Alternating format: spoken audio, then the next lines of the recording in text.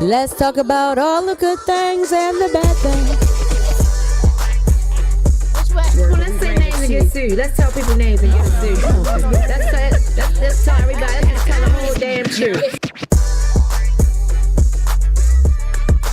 I'm saying to the sisters and the brothers, because we're not going to be biased, because the same way these men out here cheating, honey, these women out here praying. P-R-E-Y. Period. You're not going to argue with me about it. When they should be doing this praying. Right. He owed me his loyalty. That part. Hi, I'm Shirelle, known as Misty Blues. Hi, I'm Glenny, known as Lady Angelic.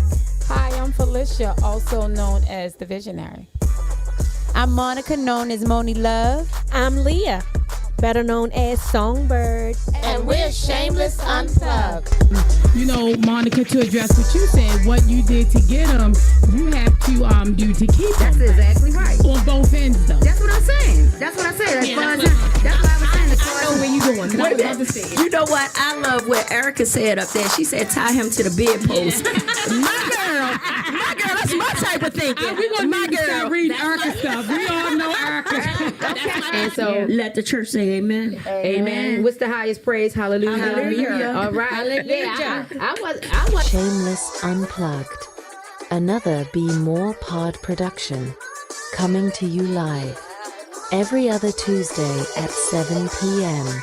exclusively on the Bmore Pod network. I don't know if they're ready for this one.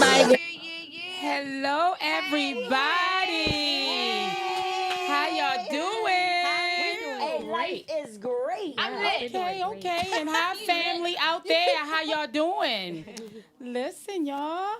How was the weekend? Good. Had a good weekend. Yeah, great weekend. Had a good weekend. What did we Weather was do? good. What did we do? I did community church events. We had our You did. we had church block party. It was nice. Had my first little taste of an egg custard. You know, Bmore with the egg custard snowballs. I had my taste of the egg custard. But I loved it because it builds community in church. Everybody think that church is just confined to taking money and have that misconception. Because most times it is. Yeah, for a lot, but not for mine. The master's plan. That's right. We get out there and we give out to the community. So. Period. Okay. That's right. Okay. Awesome. What did you do, Glenny? Well, I did my normal. I went to church and spent time with my grandkids and with my children. Great. And of course, I told you all last time, my son is here from Japan. He did. Okay. So I spent a lot of time with him, and we'll be going out to dinner again tomorrow. Anybody is welcome. So hold up, wait a minute. How did this stew? How did that come? Come on. How did it come about? No. How was it? Because we got none. Ro clearly said she wanted some. I won't be making the stew until Thursday. Because I've been working. I didn't forget y'all. Okay. I didn't forget y'all. I'll be making the stew Thursday, and I'm gonna make a big pot. And then whoever wants some can come and get it. Nice. Okay. Can you tell I'm hungry how I brought that up? Yeah. That's because that dude dropped our food. You mad about that? Yeah, I am, but it's okay. So let's talk about this. You're gonna ask me about my shirt. Can you see? What did he say? Team Gabby. Listen. That's right. Okay, so Monica, you want to speak a little bit on what we'll be talking about today? Well, today we're going to talk about, it's Women's Month. Yep. So there's a lot of issues concerning us ladies. We got a lot going on, but one of the things is self-care. Because a lot of people associate women's self-care with, I'm going to get my hair done, I'm going to get my face beat, I'm going to get my toes and my nails done. But self-care is internal. All that, you can look cute as you want to on the outside and be a good-looking mess. You a whole good-looking mess. You know what I mean? Yeah. So self-care starts from the inside. So today our topic is mental tune-ups and emotional oil changes, because a lot of us need to check in to get that mental maintenance done. We need that mental maintenance, and we do have a guest that's coming, a professional, a PRP caseworker, Lauren Heggins, that will be here joining us later on in the show. But right now we have to get this disclaimer up, right? So we're going to get the disclaimer going. Can y'all get that disclaimer going for us right now?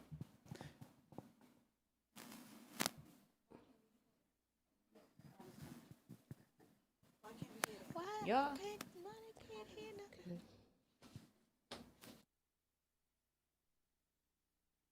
Diagnosis, treatment, or advice from a qualified healthcare provider. Listeners are encouraged to consult with a qualified professional for any questions about their mental health or medical conditions. This podcast does not establish a therapist-client relationship. Any reliance on the information provided is at the listener's own risk. Individual experiences and outcomes may vary. We strive to provide accurate and up-to-date information, but it may not be complete or error-free. We are not responsible for any content shared by listeners or guests.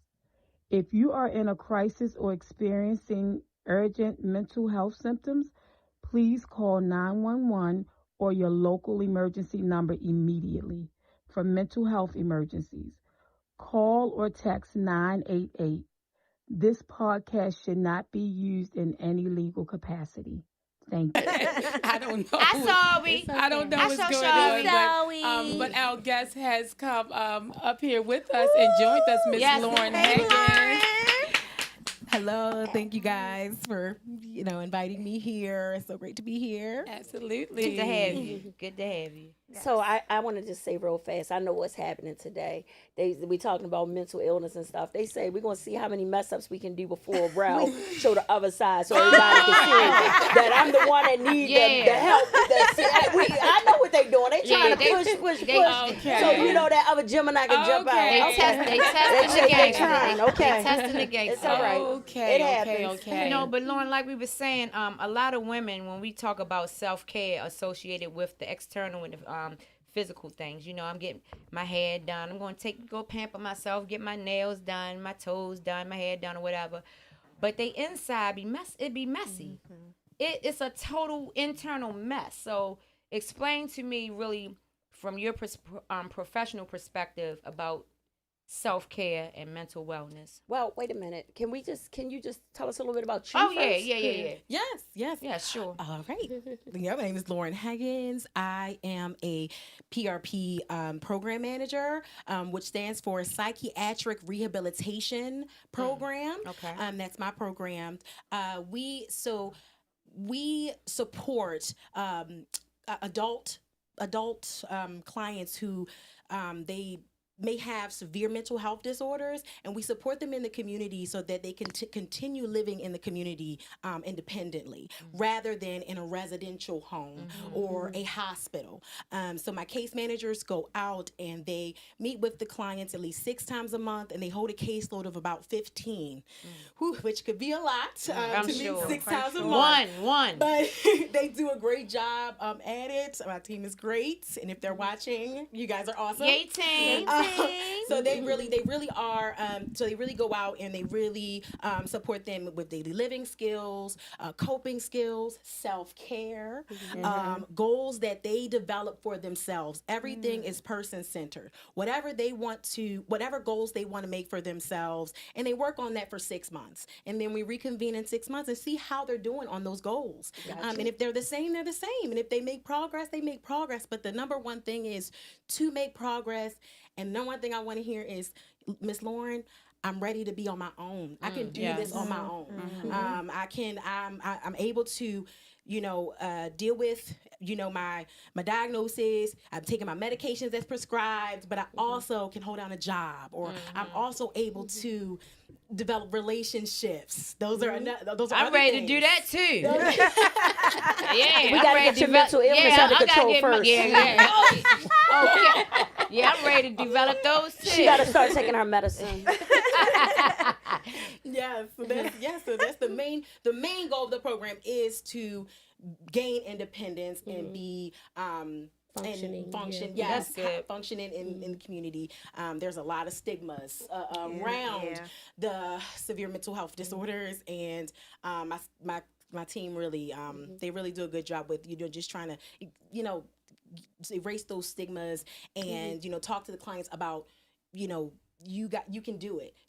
Don't pay attention to what anybody says, any judgments. Judgments, a lot of judgments. Right. But, yes, that's I good. have a question for you. This is very sentimental to me. I ran into a friend, because I can't say her name, from years ago that we used to hang out with, you know, when I was younger. And she was my partner, you know, when we would go out or whatever. And, you know, everywhere we would go, they would say, Glenny, I can't say the other person's name, but, and she was fine. She come from a very good family, you know, always dressed really nice. And that external you know, stuff. Yes. Yeah, all like that. Monica That's said, what I the said. The external stuff. Yeah. And she seemed very normal back then. And I've talked to her throughout the years. You know, of course, life goes on and everybody gets busy. And then one day I ran into her up on Loch Raven, up near Taylor Avenue. And she was homeless, walking with a cart. Wow. Dang, I know that broke your heart. First thing, I'm not really triggering everything so fast. So I'm like, hi, you know, let's sit down here at McDonald's, because I think I must have went to McDonald's and I saw her. And we sat down and we started talking. And then she was talking like the normal person that I know. I'm like, oh, yeah, you know, my friend, you know, and I'm all happy. And then all of a sudden she started talking like off the wall and crazy. And I was like, oh. Wow. So at that moment, I talked to her a little bit more. And then she must have knew that I figured it out. So she started telling me why she was like she was. And then I forgot. I think I ended up leaving that time, but I went back up there and talked to her another time. But my whole thing was I didn't know what to do because, you know, where I'm at, I got my kid. At that time, I probably had my kids and, you know, at home, but they're not home now. But I had my kids at home, so I don't know how to help her. Can you give me advice if I was to see her again, or anybody, not just her, that might need help? And they're just on the street, and you could tell that something mentally is not right. Good question. Yes. And while you're talking about that experience, that's something that my staff we have encountered. Also, myself as a case manager, I started out as a case manager in my program, and then was promoted to program manager. But we see that all the time, stories all the time where they start. You know, I speaking on experience with a client, he, you know, a store manager, had everything, cars, wife, everything. Just one thing happened. His wife left him. Wife left him. Wow. Did everything, done, gone, lost everything. Depression. Right. Went into a psychosis. Lost everything, was homeless. We hear it all the time.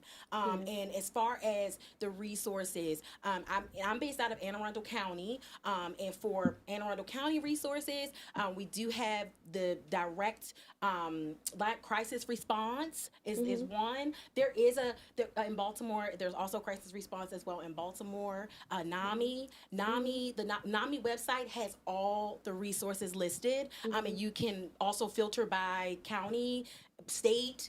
Even if you have someone in another state that is, you know, that is experiencing mental health, you can give them information. You can just surf NAMI, give them that information, email it to them. So yes, there's a lot of resources. Also for homeless, there is healthcare for the homeless. I do know here in Baltimore that does help with a lot of resources, IDs, housing, things of that nature. So there's a lot. There's a lot of resources. That's in like the 600 block of Fallsway, and like Lauren said, they are very good with helping the homeless try to get back on the street. Even if you're not homeless, it's called health care for the homeless. But if you need like medical or help with getting your IDs, they're wonderful. So you don't have to be homeless, but they will help you. You know, and they deal with a lot of mental illness, a lot of mental illness. Mental illness is real. And I know that's good to know. And I know that her coming in the same perspective. Like I have, similar to what you say, a relative that I was very close with, but hers stemmed from addiction, and like, and to this day, when I see her, I still just, I'm in a state of disbelief that she is the person that she is now compared to who she was. You know what I mean? And then the thing about it, my thing is this, like, you want to help them, but it's like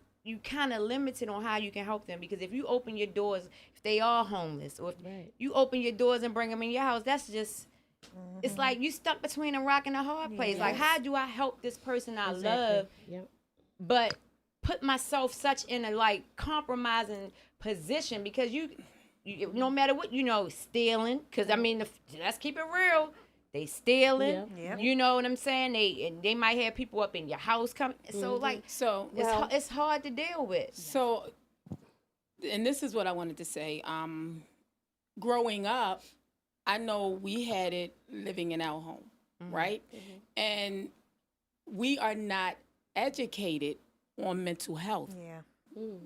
Partly because growing up, it was really swept under the rug. Oh, yeah, and for like sure. we literally had tons of people in the family that suffered from mental illness. And when I was reading, I noticed that I saw this, and it was like, wow, we're not even really fully educated on mental health, and it's 4 types of mental health: mood disorders, bipolar disorder, anxiety disorder, right?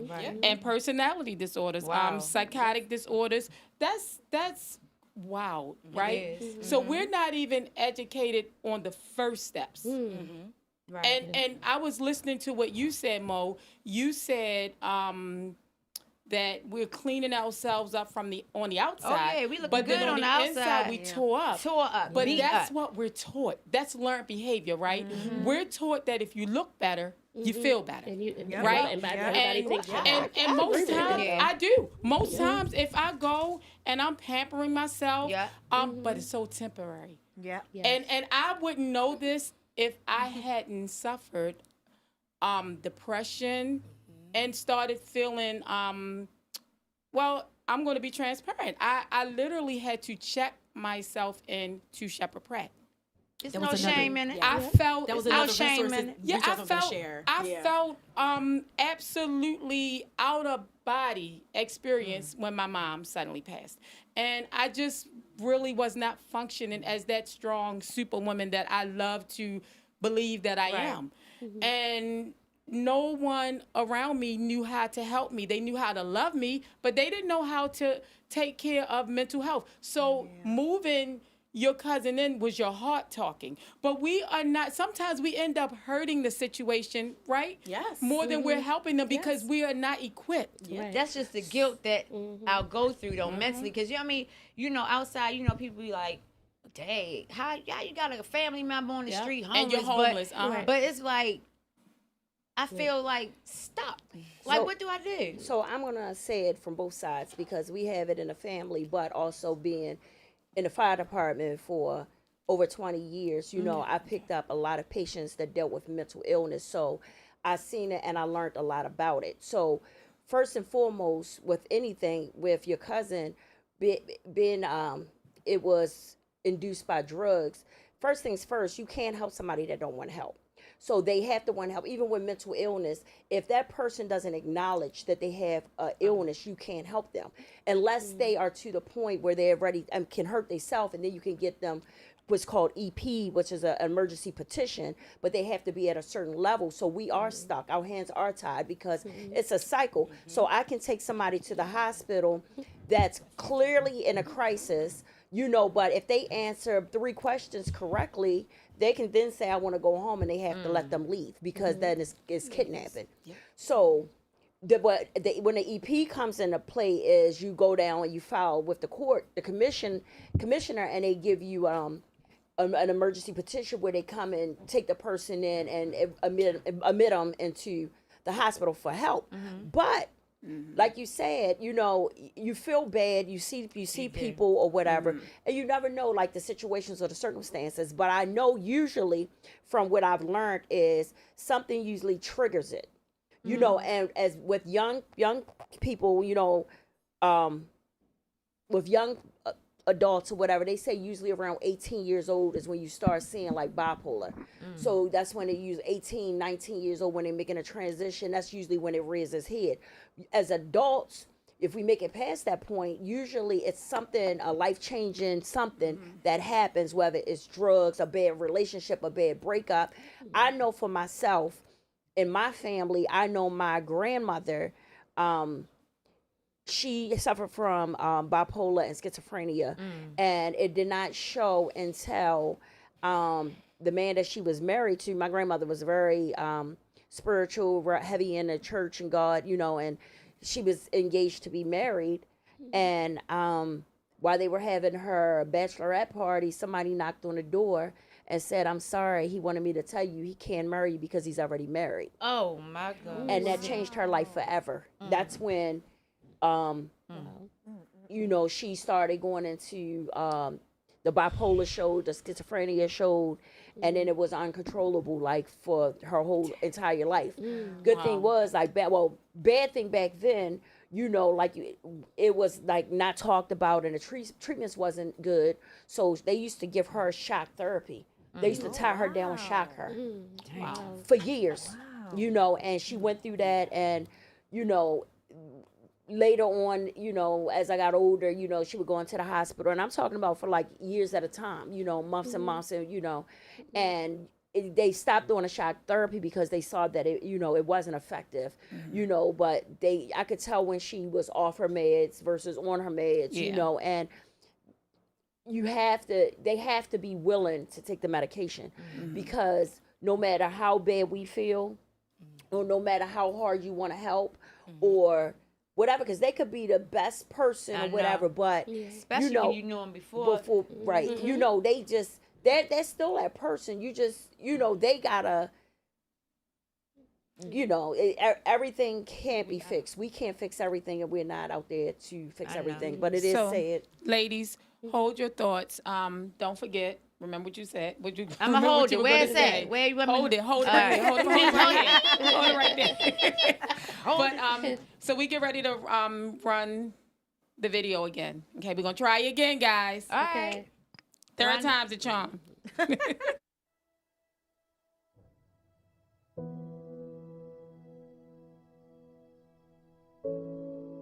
There was this huge secret in the family that nobody really talked about. No one protected me as a child. And especially in our community, we always say what goes on in this house stays in this house. So no one encourages you to talk about it. If you talk about what's happening to you, it's a betrayal to your entire family. There's so many black women that I'm in awe of. And you look at people and you see the fact that they're able to do, you have entrepreneurs that are doing amazing things. They're raising kids. They're going through heartbreak. They're going through losing their parent. They're going through divorce. They're going through issues with their children, and yet they show up and they look flawless, and that's expected. And I think people praise that as opposed to thinking, is she okay? Because I was not okay. I was not okay. In the midst of that, I think at the time in my career where people were probably praising me the most is when I was hurting inside the most. As women, we don't put points on the board like men do. I think we complain that men always want to say, baby, I did this, I did that, I did that, because they naturally put their points on the board as in order to gauge how much they've done. As women, we don't do that. We just work. It could be a fire. We been put out the fire and don't even nobody know that we exhausted our energy over there. We need to speak up more about what we're doing, and we need to ask for help. It's okay to be weak. My therapist taught me to exchange weak because I even have a problem with saying weak. She taught me to change that word to being fragile. I'm required to be handled with care.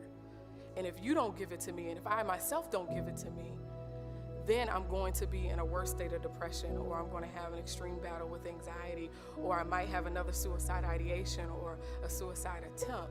So had I seen that in the home, but my mother didn't know how to handle that. She was raised the same way. My grandmother was raised the same way. So I don't blame, but you can't give what you don't have.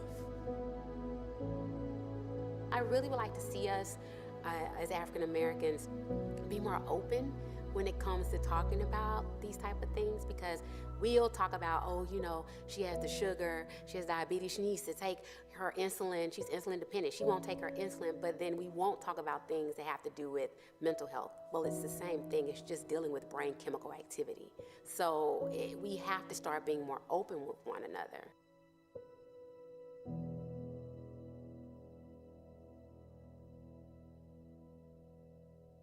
Conscious effort to start carrying cash on me, because I hate Back on. Okay. I just wanted to add into what you Okay. said, Monica. Okay. When you talked about the substance abuse along with the mental health diagnosis, yeah. so that's a dual diagnosis, and the first thing that needs to be addressed is the substance abuse. The drug there has to be, because you can't get anywhere if they're actively using and you're trying to support them Right. while they're actively using. It's not going to It's work. like beating a dead horse. Exactly. It's like beating a dead horse, and it hurt. It really hurts. But that made me just realize something. That's also a self-care for the person that got to deal with that, because it hurts us. Yeah. So you got to really like set your boundaries, get yourself mentally right, so you won't get too. You wanted to say something about that? No, Oh yeah, yeah, no. because it's mentally draining. People I know that have to deal with that, and I'm the cousin on the outside, so you can imagine how her more immediate family members feel, like mommy, daddy, children. You know what I'm saying? Yeah. So it's a lot, but go And ahead. I will also definitely recommend that you do, even the people supporting people with mental health diagnosis, get support as well. That's what I'm saying. You do need that support. You need that for support. burnout.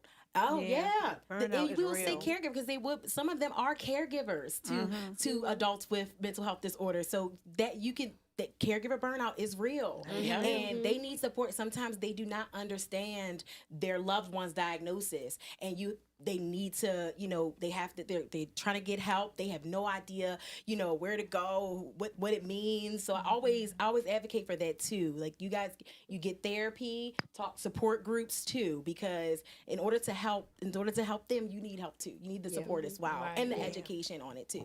Right. And then Erica Heggins says, my god sister, depression is a very dark place to be in, and I do not wish it on my worst enemies. Absolutely. I wanted to piggyback on depression because a lot of people, like I know even myself, I've suffered with depression, right? And a lot of times, like you said, you look good on the outside and people see me, I'm smiling, I'm happy, and I'm going in the house and I'm sitting there crying, bawling my eyes out. So it's always important to check on people, but it's also important for you to recognize depression within yourself.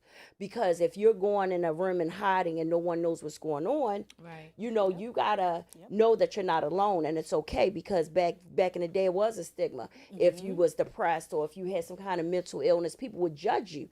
But now it's not like that. Now everyone embraces it, and it's okay to get help. If you need help, get help. I know it's been a lot of people committing suicide lately, and a lot of people say, well, I didn't see that coming. And I didn't, what happened to younger And people it's really too. hot, but that's what it's we really do at high my in black job. We men. do research, but believe it or not, suicide among black men is the highest. It's It is You know what? excessively high for black men. So I wish it was that easy that everybody, most people embrace it now. It's not true. If you look up the statistics, it's just not true. And then another thing, sometimes you really don't know that you're depressed. Yep. Even though your mood change and the person that's actually in it don't really know. They're not self-aware.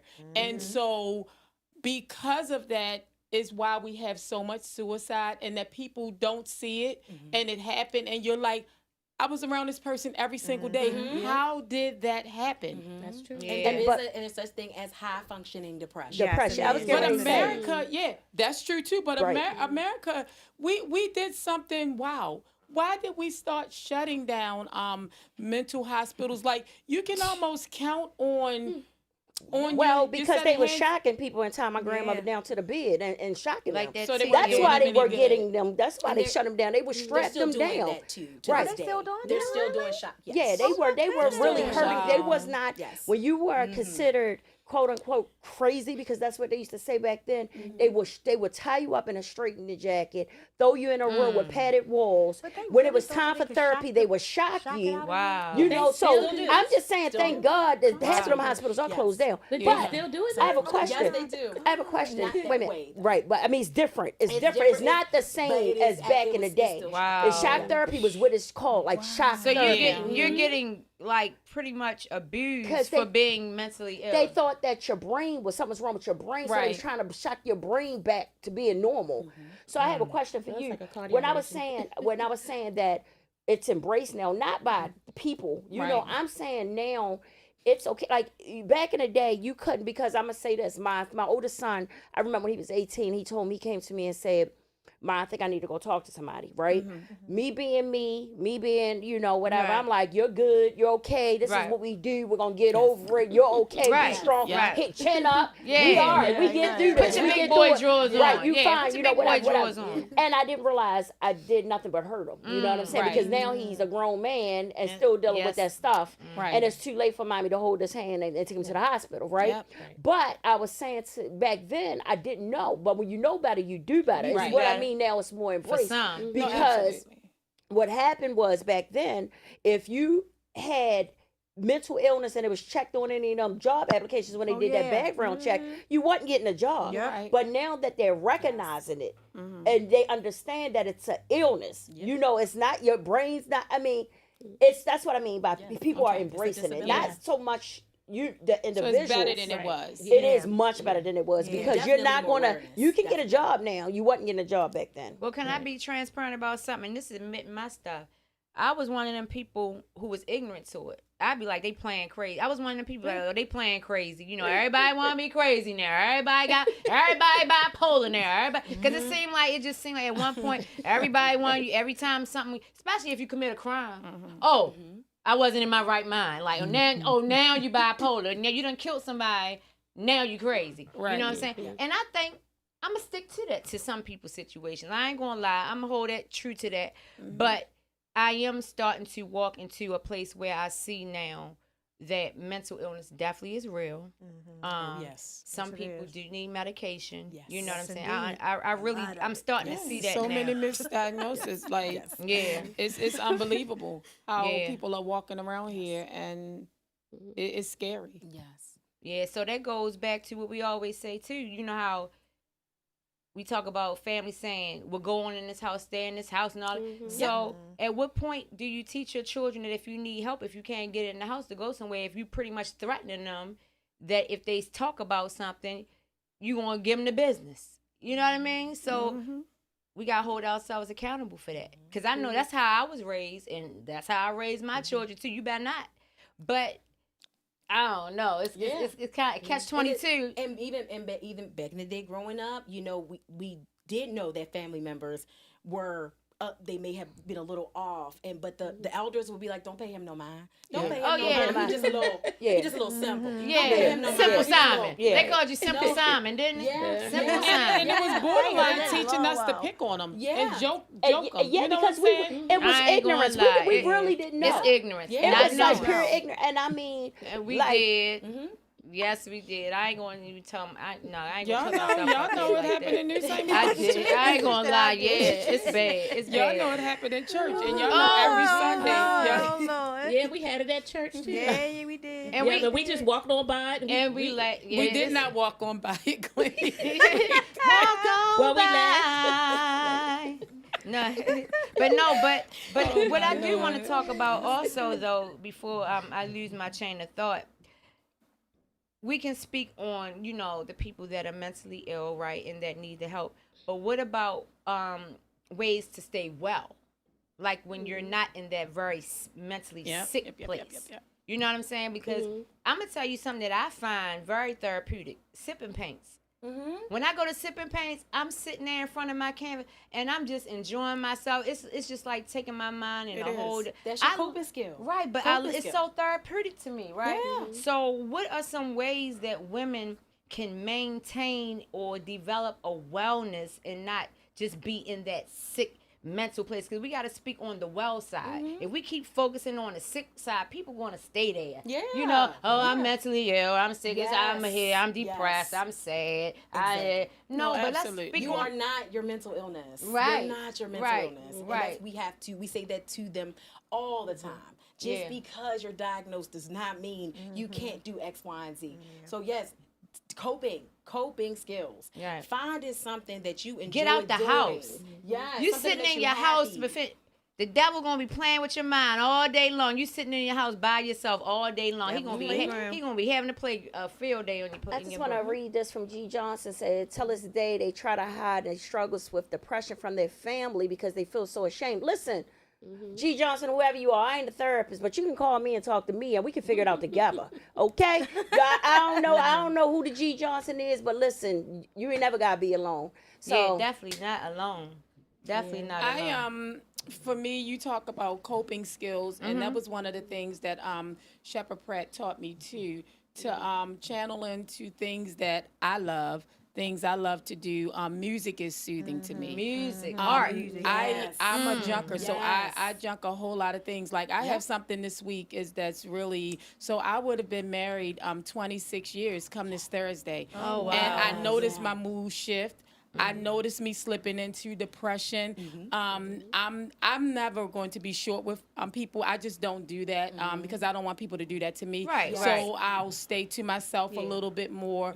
But so I've been intentional about how I fall asleep, what I'm listening to, what I'm looking at. I cannot watch scary movies no more when I go to sleep. I'm diving more into being a reader again because I used to read all the time. And so I'm just watching what I put in my spirit. And once this begins to heal again, I can maybe bead a little bit more, junk some things up. But so you have to really be intentional about taking care of your mental. You know, and don't be don't be that person every day to jab yourself and say, this is what's wrong. This is why. This is who I am. If this makes me sad, why am I talking about it all the time? Right. That makes no sense the to me. preventive part. That's the part that I'm Because talking some about. What can we people do to like prevent the pity party. Some people want to be sad. Yeah, some people They get on Facebook crying. I'm sad. They love attention. Oh yeah, they attention hoes. Let's keep it real. That's what they call them. They attention hoes. For me, I didn't realize. So when I had a real life-threatening incident that happened at work, and I had to see a therapist or whatever, and I didn't realize what happened was it opened the floodgates for a lot of other stuff that had happened in my life, right? So while I was talking to the therapist taught me something I didn't realize. Everybody knows I can't sit still, so I'm always building something. Can you? They said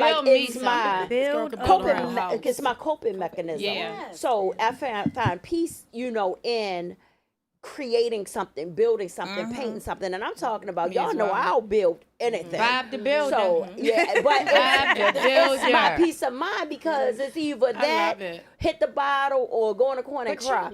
So I'd rather build and But you know what's crazy that you say that, because now that make me think why I move and clean all the time. Y'all be saying it's OCD or whatever, but it's annoying. It is OCD. It is annoying. And that is clean OCD is a mental illness. Girls' Day. It's a mental illness. Do you know?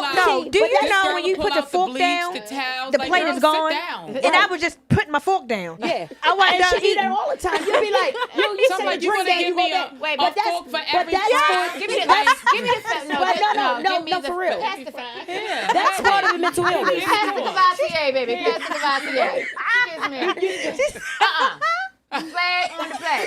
Y'all will not do this to me. It's true, Mom. What I was trying to say was because Shirelle brought to my attention that her building does that, it made me realize that maybe that's where my cleaning thing. But y'all not gonna sit up here and it triggered us. It triggered us. We couldn't help it. We're sorry. It definitely we got us. triggered. Here comes the bleaching water. Yes, here comes Mo. I'm here comes the air scared it's freshener. going to get on my fries. Oh my God. Okay, it's okay. I'm gonna pray about it. Yes, and that's your coping skill. That's my coping You skill. enjoy doing that. I love cleaning. There you go. Listen, everybody needs a Lauren in their lives. I ran my ex She off grabbed with your that. hand. She started rubbing it. I ran my ex off. He was like, "I'm out of here. This is military. I'm out of here." You run us all off with that. I want to know. I wanted some medicine for OCD. Sierra Boyd, my cousin, said Mo. Well, if you say your cousin one more time. All right, Sierra Boyd is your I can say it 100 times. This is actually my first time saying that. What? Mo, that's facts, because attention seeking is very harmful to depression. It's not genuine. Yeah. Yep. Yes, but that could be a part of their mental illness too. Attention, because it's different levels to mental illness. So some people need right. So that could be a problem that they have within themselves. And I'm not so I can't speak on that. So when we looking down on it, that might be them crying out for help. I'm just saying. You're absolutely right. But like I said, I want to speak on the preventive ways, because just like anything like a storm coming, they tell you get out your house. Yep. Storm is coming, right? Get out your house. Go to shelter. People be like, I ain't leaving my house. I'm gonna sit right here and I'm gonna go away in this flood, and that's exactly what they do. So my point is, if you know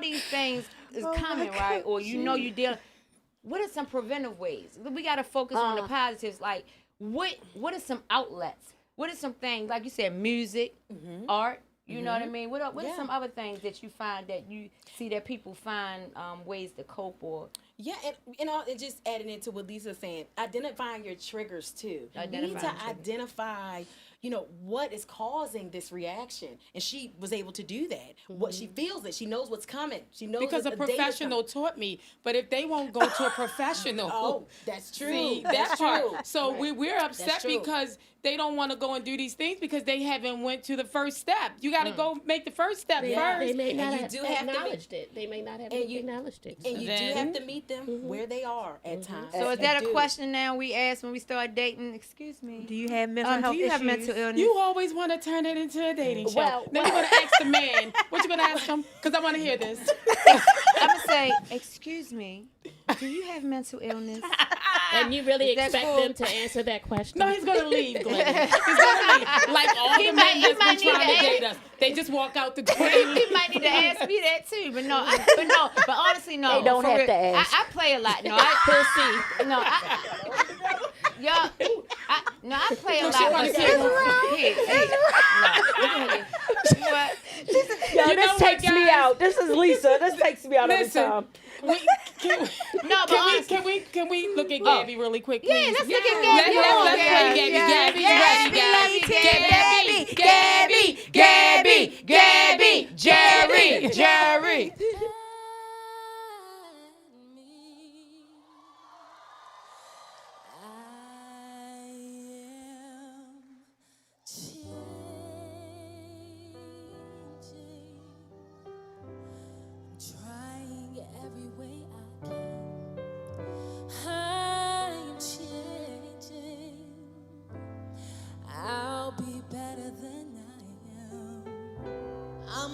Trying to find a way to understand, but I need you.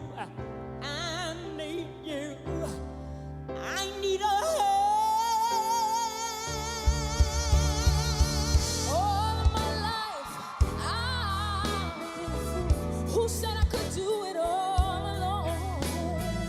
And how many good friends have I already lost? And how many dark nights have I known? Walking down that wrong road, there was nothing I could find.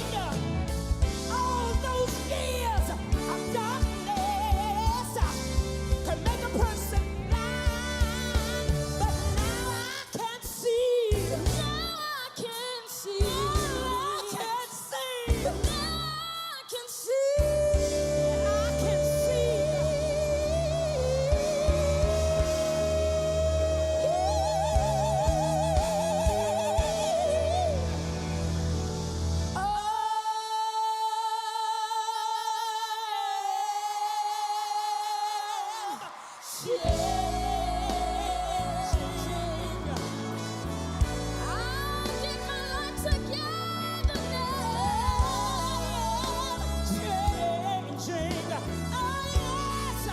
you know, I know how. I'm gonna start again. I'm gonna leave my past behind.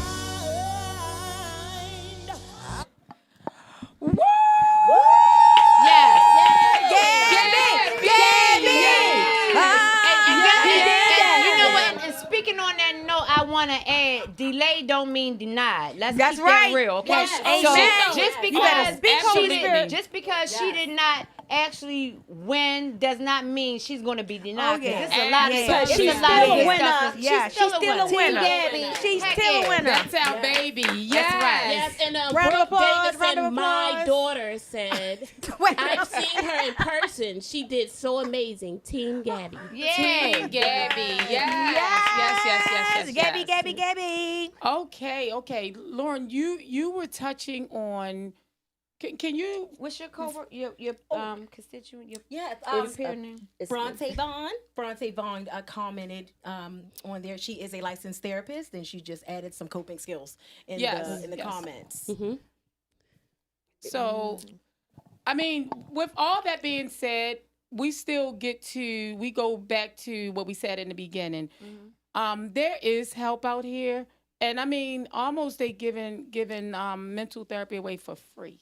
Yeah. At this point. Yeah. And I just feel like if we know that our loved ones or our friends are not at that point where they can do it because they just may not know, we have to kind of bring the village back. Yeah. I think we've lost our way with the village. Definitely. And it's not always you. I'm not going to want you to talk to me about that. I may not want my sister or my brother to talk to me about that. But we got to stop believing that we can save the world and point them in the right direction. That part where right somebody who is equipped and who's capable enough to get the job done. You did your part when you sent them to them. You know what I'm saying? You can't always be the savior. And I think that's how we failed so many loved ones. I know coming up in my era, I feel like that's how they failed them because they thought they can do it.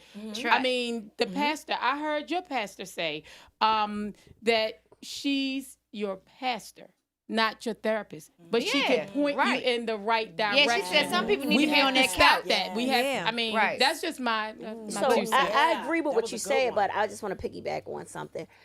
And you're 100% right. But once we point them in the direction, we do that, have to double back and check to make sure they're okay. Because we can't just push them out there and say now they're good But and put wash your hands off. If they're willing to be receiving of your help, because for one, you do have the people that don't want the help. Two, you have people that you ever have somebody annoyed because you check on them, like you ask them how you doing, you good. What you mean, am I good? Yeah, I'm good. Like, how many times you gonna ask me, am I good? You be like, and they don't want you. I'm guilty of that. Like, depending on the relationship with them. I really was talking about my sister because I did it to her. It's like, you trying to make sure they're good and they get agitated. So it's like, you kind of damned if you do, damned if you don't. Like, how do you know when is enough checking? I'm not checking enough because it's like if you don't check, now I don't care. Now it seems like you don't care. Right, because I had a niece that passed away some years back. And when she would come over, you could tell that something was going on in her head, but she didn't want to. Well, I'll be like, come on over, I'm going to help you. She'd be like, oh, okay, I'll be back, Aunt Glenny. And then she would go out and, do the things that she did. I mean, but she was into the church also, but it was hard to get through to her. And she ended up passing away, because of, it could have been something going on, and with maybe drugs or nothing heavy, but just a little bit of drugs that she did along with some mental health. And we were always saying, I'm going to take you somewhere and get you some help. And as soon as I would say it, she'd be out the door, straight out the door. And then as a result, like Lisa said, like we don't really have all of the remedy, but we know something is not right. So if you don't catch it and get the person to the right help, you may lose them. But you know what I see? I see a lot of people get angry because they're not receptive. They're not receiving anything. That's what I was getting ready to ask everything Leo, you like, put what down, they're not picking up her? nothing, right? And so at the end of the day, a lot of it is they know they're messed up. They know they got a lot going on. So they already beating themselves up. And already before you even come to them and say anything, they feel like your presence is judging them. Yes. That's just what it is. Yeah, we cannot fix this. We're not equipped. Yeah, that's true. That is true. That was my answer. So I think that was my answer. I think I ain't making it that easy for you. Go ahead. She talking to you. I want you to elaborate on that. I mean, I get irritated because I don't want to be bothered, and you don't know. Nobody would know that I don't want to be bothered in the moment. You know what I'm saying? So I'm working on how to be able to better communicate that. Right. But sometimes, it's like you said, we already are beating ourselves up. We already are having those tough conversations with ourselves. Right. So it's like when you come come in and double back on it, it's like, I already did this already. And then it depends on who you are too. If you are close, like a sister, I don't really want to hear it from you. You know what I'm saying? That's what I just said. I just said it. But it's easier to accept it from a stranger, a neutral party, or a mutual party, Yeah. other than somebody that's close to you. Because we often feel that the people that's closest to us are judging us. Yes. And you're like, I don't even want to hear this. So it's like a complete stranger. You don't know me from Adam or Eve. So if you're seeing this on me, if you're getting this perception of me, then it must be what it is, because you're not close to me. You don't know me. So you my have never met me. So my question is, so if a stranger tell you something that somebody loves already, do you go back and apologize to that person for treating them the way they did when they tried to tell you that a long time No, ago? Monica, because you're giving it out of frustrated love. Yes, It's a difference, and you have to just understand that. You know what I'm saying? It don't feel good when your take them family, blows. Ooh, like you, ooh, when they come back and they heal, and you sitting there saying, "I said that," right? Like. Right. It don't feel good. Right. But it would be nice. also feels good to see them heal. Oh yeah, And the healing part. But, That's what matters. And I learned that you can't take these things personal. And I Can't. think we do too much of that. We take everything personal because they didn't receive it from us. I'm sorry. We're not equipped But for you that. know what? Back to what we can do and prevent. That's self-care, and that's the point that I'm at in my life, even with my children.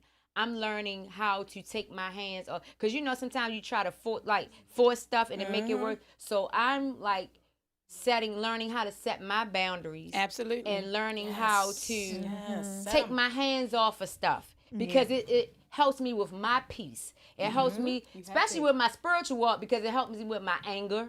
You know what I'm saying? Because it's like you get upset. You get upset. You know, you be ready to be the old version of yourself, right? So just in situations in life, it's helping me to learn how to take my hands off of things. Yeah. And like, okay, well, guess what, Monica? You don't have control of this situation. You just gotta let it be what it is. Yes. Like, just smile and keep it moving. Yes. And everything gonna be good. Focus on yourself. And that's what I'm learning to do. And it's a process. Yeah, Absolutely, it's a process. And another thing to take with that too, you know, I know a lot of you ladies take on a lot of responsibility with your family, kids, grandkids, and you always feel like you have to fix it. I gotta fix it. I gotta support it. I gotta do it. But sometimes you do have to take a step back and go, wait a minute now, that's not my stuff. That's it. That's not my stuff. That part right there. I gotta stop that. I gotta let them do that and deal with that. That's not my stuff. And they gotta learn from that. They gotta learn on their own. Yeah, it's hard. It is hard to do. But when you start doing it, it's like you start to be like, I should have did this earlier. Why didn't I do this? Yeah, because we don't have control over everything. We want to have well, control. you laid over the so much. foundation. We talk about kids now. You laid that foundation, and we have to trust that the foundation you laid, just like our parents. We didn't do every single thing that they wanted us to do. However, you know, look at us now. Yep. The camera's on you. You right? Yeah. Look at us now. Like I feel like our parents trusted that they laid the foundation. Is all I can say when we're talking about our kids. Yes. And so we have to just trust that they are not going to walk the way we walk. They're not going to talk the way we talk. They're not going to look how we look. Yep. It just is what it is. Well, I know, like that's why, like in me and Shirelle case, and I'm not speaking for you, but I know you can relate. We learned a lot on our own. We had two different situations, but both situations that we were dealt with situations where we had to learn on our own. So everything was trial and error. Every single thing in life was trial and error. I'm going to see how to, and I've had people compliment me like, how do you know how to give this to your children? That's why I don't always believe because you were the subject of something that you have to be that. You know what I mean? Because I didn't have a mom growing up, but I knew how to love. I knew how to provide. Yeah, but I feel knew- like you had a million moms in church. And so I do know that you did teach yourself a whole lot, but I also know that you had a village, Mo. You know what I'm saying? And we learned a lot from our village. Like, we mimicked a whole lot of things that they were doing. And I mean, it's rare. I just wish everybody had the experience. I know we were like, they were controlling. They were saying a lot of stuff, but our village and our church was strong. Can I say something? It was. I don't care what village you have in church or who you have around you. It's nothing like having that mother. Because it's a whole thing that's missing when you don't have the knowledge and the love from your mother. So I'm not, I'm not discrediting that, but I'm saying she did have a lot. You can have a whole village, but it's nothing like having a mother in the household that can tell you, don't do that. Absolutely. That can show you, you need to do this. That can whatever, to do that or whatever. And then we can pass those skills on to our That's why I get children. frustrated with mine. You Like, know, I didn't because have what you had. I mean, You know what I it's a mean? big difference because I have a lot of people that was around me, but my grandmother lived in West Baltimore. She couldn't raise me from across town. Right. My godmother lived on the other side of the stadium. She couldn't raise me from the other side of the stadium. You know what I'm saying? My mother was sick.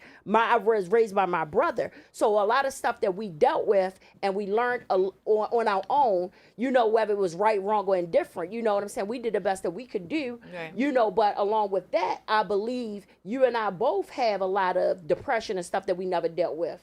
Yeah. Who? Yeah. Who? Not me. Speak for yourself. That's her. That's not me. Wow. Let the camera. No, I'm just kidding. No, but honestly, if I have been touched by, I don't recognize it.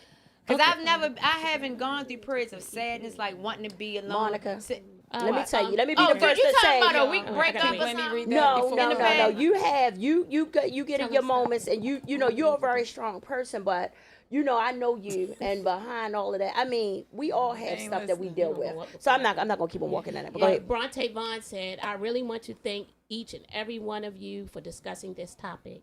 It is so important to get the message out there, our black and brown communities, that mental illness is real. Yeah, it is. Yes, Ron it is. Vaughn. It is. Absolutely, 100%. Thank you, Bronte. Yes, But Bronte. and I am going to add too, though. But it's nothing wrong with going to do things to make yourself feel better. Because when you look better, you do feel a certain level of better. Absolutely. And I'm telling you, I can have on some holy sweatpants and a t-shirt with my hair done. That's right. You can't tell me nothing. I'm like, okay. Yeah. So definitely. you still take care of your outer self. You know, make yourself look cute. Even when you're feeling bad, get your hair done. You don't have to look the way you feel. That's the point. People don't have to really know what you're going through on the inside by looking at you on the outside. But you got to deal with the inside. Healing starts from the inside. It starts from the inside. It's no shame in it. Absolutely. We are grown. We are accountable for ourselves. You can't keep blaming your childhood. You can't keep blaming what your mama did do or what she didn't do. We are adults now. We are responsible for ourselves and our children and the lives we create. We are responsible for our temples. So take control of your life. You got to take control I'm of going your to life. piggyback off of that first, real fast. Okay, piggyback off of it. Because y'all know I've been piggybacking off everything. But anyway, no, seriously. But a lot of people, you know, but those issues have to be dealt with. You have to find what the root of your issue is. So the root of their issue could be something their mother didn't do or something that happened in their childhood. Because if they don't get to the root, the tree gonna be bad. You gotta find out what's up. You gotta start at the beginning. Yeah, you do. So you have to go back, figure out what's going on just to move forward. And piggyback off what Lisa said, piggybacking again. Go ahead, piggyback off. No, so She's a piggybacker. we are not equipped, right? We are not equipped, whatever. But I will say this. Sometimes those calls are important. You know what I'm saying? Because it might be that one day that you call Leah and she's not really feel like talking, but she's depressed. But those calls, you gotta always call. Oh yeah. You have to. I don't pay her no daggone mind. I'm gonna do what I want to do. No, you keep calling. And she don't. Yeah. But you can't fix it. No, You we're know? not. We're not we're not therapists or whatever. Yeah. But sometimes I know for myself, coming from like, if I'm going through something, like I know my cousin, you know, she can see it over a mile away and she'll call me and we can cry together and then I might feel better. You know what I'm saying? But I'm saying like we are not the ones that can fix it, but we could be a stepping stone. No, absolutely. You call me on a lot of rainy days, and it ain't raining outside. And I'm the type of person that don't call nobody. And I need that. But that means pay attention to your loved ones. Yeah. If you got somebody you talk to every day and you don't hear from them, what's up? What's going on here? Like, why I haven't heard from That's you? me. That's me. I'll breaking disappear in a patterns. minute. Like, what's going on here? Well, I want to disappear, say man. I go I in didn't my crab respond at shell. all today on a group chat, but ain't none of y'all check on me. What's up? Well, we used to that. You used to You that. at work. You at work. I didn't say what's up. I didn't say what's I'm up joking, with y'all. that. I'm joking. I'm joking. Because she do that. She'd disappear. But anyway, we just want to just say, that y'all, thanks for showing up. Like, subscribe, follow. Yeah, definitely do that. And also, don't forget on Monday nights on this same Bmore Pod, we have Bmore Sports, right? Yeah, the Thursday show. And then Thursday, on Thursday, Bmore and that's Pod. at 7 on Mondays. And then on Thursdays, we have Bmore Pod too. That's at 7 as well. That's right. And y'all, listen, y'all know my pride is strong, so I ain't about begging. But hey, if y'all want to show some love, y'all can support Bmore Pod. This stuff not free. This is not a free platform. We are paying. And if anyone wants to, donate or send a little cash app to the podcast, not to us, but just to, help us up out. on the It's screen. all good. It's up on the screen. $PodNet. POD. None of the stuff is free. We trying to bring it real from our heart to you guys, so hopefully that somebody can learn something or understand that you're not alone. So like I always say, every good conversation should end with some reflection and flavor. So everybody got a sip. Do go reflection and flavor. So it's just like a recap of what we talked about today for people that may be coming in late. We have our guest, PRP caseworker Lauren Heggins here, shedding her professionalism and her skills here. But Lisa, you want to start with what you got from today's discussion? Oh, okay. She's the visionary. Why not start with her? And her head is laid to the gods. Yes, it is. Yes. Coming to the podcast with the sequence on darling. See what I'm saying? She got champagne in her bottle. No, I'm sorry. I She'll love get you. us later. She'll get us later. No, I just really want to say to everyone, women, men, girls, boys, listen, there is help out here. Yes. And you have someone, at least one person that you trust. I understand. Everybody's not trustworthy. I was young before and I used to love to gossip. And as soon as Sally Mae would tell me something, I'm going back and I'm, Glenny, did you know? So I get it. Right. It's a trust issue too. But just know that you have that one person that you can trust. And if you don't, we're going to put some numbers up here where you can definitely reach out to somebody that that they don't know anybody that you know. And just get some help for our mentals. Guys, we have to take care of ourselves. And we just have to, and I'm strong on this village thing. We have to bring the village back, and we have to support and love one another. That's all I have, guys. Nice. Okay. Okay, I guess I'm piggybacking too because, like Lisa said, I think it takes a village to support each and every one of us, whether it's our children, our friends, or it might just be a stranger that we see. But just getting the information from Lauren and just knowing that there is help in the future. So when I see it in the future, that we'll be able to reach out to someone to get help for the next person. So. And I'm just going to say that, yes, mental health is real. And no, I'm not a therapist, but I do say if you're struggling with anything, please, please, please get help. It's crisis hotlines. You can call 911. The fire department will come and get you. You just never have to go through anything alone. And, like I said, I'm always available. So if anybody needs to talk or a shoulder to cry on, you can hit me up and I'll cry with you. Oh, that's what I'm saying. I cry, you cry. And we cry together. I just wanted to say, take care of yourself. We are blessed with one of ourselves, our temple. We only get one of us, and we got to take care of it. Whether it's eating good, exercising. Take care of your body. Drink plenty of water. All of that plays a part. It's all, your body is one unit. It all works together.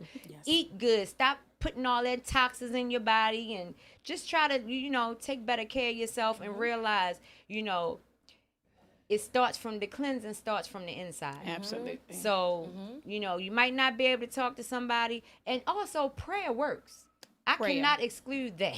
Let's keep that number one. I know some people need to be on the couch with the therapist, but prayer also works. We got to keep God involved in our life and keep him on the forefront. Absolutely. Yes, indeed. Well,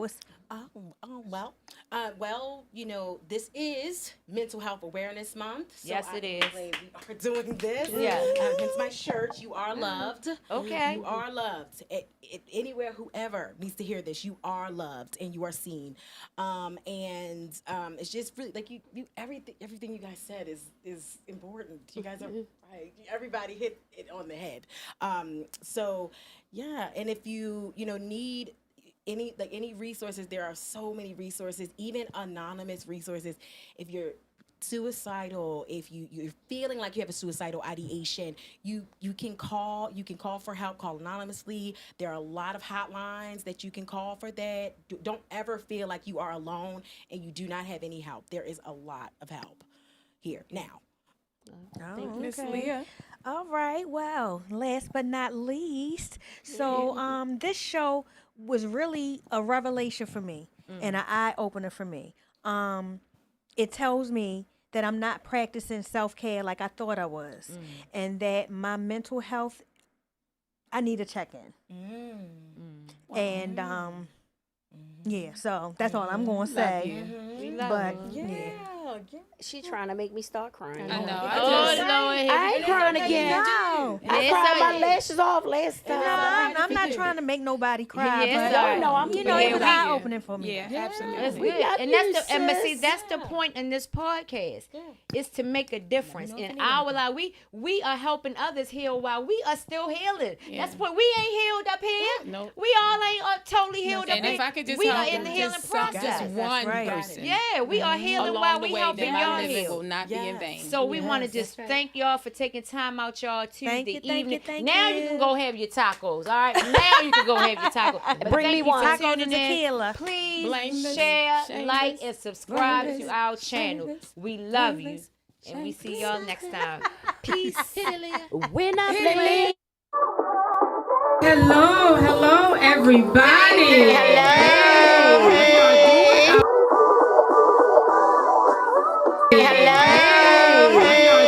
Out there. Let's talk about all the good things and the bad things. Well, let's say names and get sued. Let's tell people names and get sued. Let's tell everybody. Let's just tell the whole damn truth. I'm saying to the sisters and the brothers, because we're not going to be biased, because the same way these men out here cheating, honey, these women out here praying. PREY. Period. You're not going to argue with me about it. When they should be doing this brand. Right. He owed me his loyalty. That part. Hi, I'm Shirelle, known as Mr. Blues. Hi, I'm Glenny, known as Lady Angelic. Hi, I'm Felicia, also known as the Visionary. I'm Monica, known as Moni Love. I'm Leah, better known as Songbird. And we're Shameless Unplugged. You know, Monica, to address what you said, what you did to get them, you have to do to keep them. That's exactly right. On both ends, though. That's what I'm saying. That's what I said. That's what I was saying. I know where you going, because I was about to say it. You know what? I love what Erica said up there. She said, tie him to the bedpost. My girl, that's my type of thinking. We're going to start reading Erica stuff. We all know Erica. And so let the church say amen. Amen. What's the highest praise? Hallelujah. Hallelujah. All right. Hallelujah. I was Shameless Unplugged. Another Bmore Pod production. Coming to you live. Every other Tuesday at 7 p.m. Exclusively on the Bmore Pod network. I don't know if they're ready for this one. That's a heavy one.